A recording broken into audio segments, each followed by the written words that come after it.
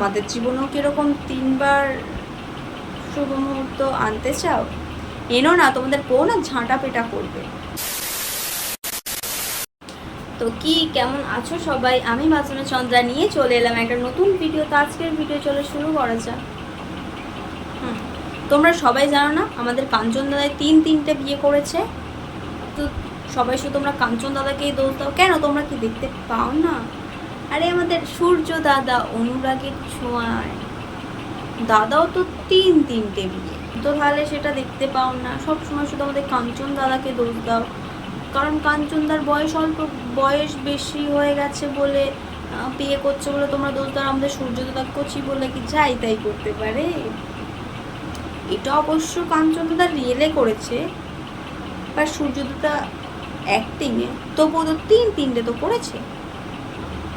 শুভ দিনে আপনার বাড়ির কেউ নেই আমার জীবন। তার শুভ দিনে থাকবেটা কি করে তোমরা যদি পালিয়ে বিয়ে করো, মানে মন্দিরে গিয়ে বিয়ে করো? প্রেম করার সময় মনে ছিল না, পালিয়ে বিয়ে করার সময় মনে পড়ছে না, যখন বিয়ে করবে তখন কে আছে কি না আছে সেটা মনে পড়ছে? আমায় বিশ্বাস করো তো দীপা। তুমি দাদাকে তো বিশ্বাস করো, তাহলে লোকজন আসুক বা না আসুক সেটা কেন? সেটা জেনে লাভ কি? দাদাকে বিশ্বাস করো, সব মেনে নেবে, সব কিছু হয়ে যাবে। করি নিজের থেকেও বেশি। বাবা, নিজের থেকেও বেশি দাদাকে বিশ্বাস করে।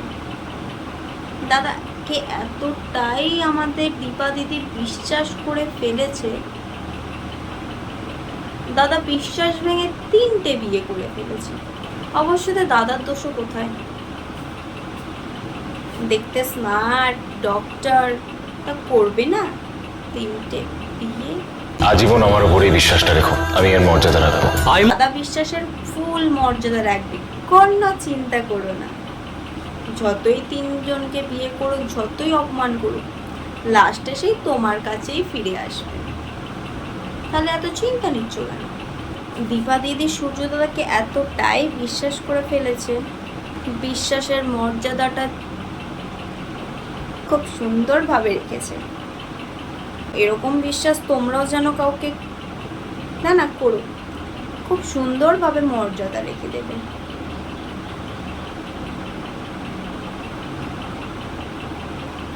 আর আয় মা, আর দেরি করিস না, এরকম শুভ মুহূর্ত খুব কম আসে।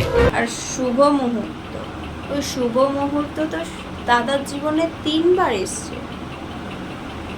তো তোমাদের জীবনেও কিরকম তিনবার শুভ মুহূর্ত আনতে চাও? এনো না, তোমাদের বউ না ঝাঁটা পেটা করবে। সবাই তো আর দীপা দিদির মতো ভালো হবে না। তো আজকের ভিডিওটা এই পর্যন্ত। যদি ভালো লাগে লাইক, কমেন্ট, শেয়ার ও সাবস্ক্রাইবটা করে দেবেন। টাটা।